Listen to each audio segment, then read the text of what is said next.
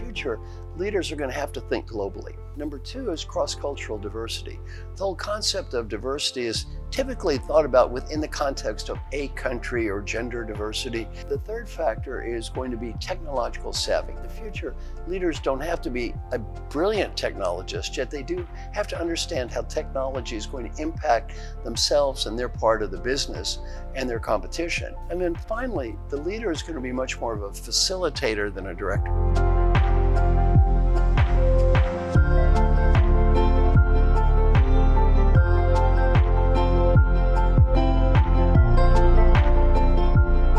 In terms of looking at the concept of purpose, people here in India work a lot, very, very hard workers.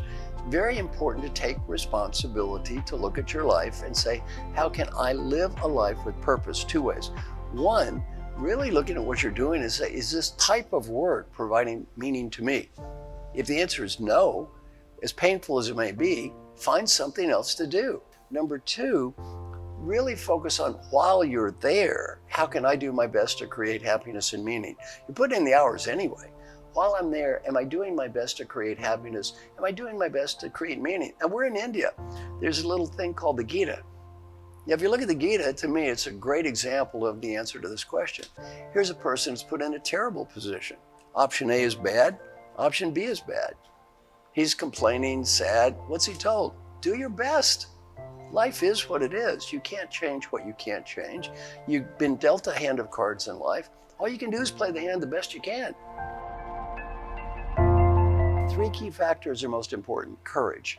Do they have the courage to look in the mirror? If they don't have the courage to look in the mirror, it's not going to work. Two, humility. You see, I've learned something. I cannot help anyone improve who is already perfect. If they're already perfect, they don't need me. Well, you got to have a little humility to admit you can improve. And then number three, you have to have the discipline to do the hard work required to get better. Courage, humility, discipline.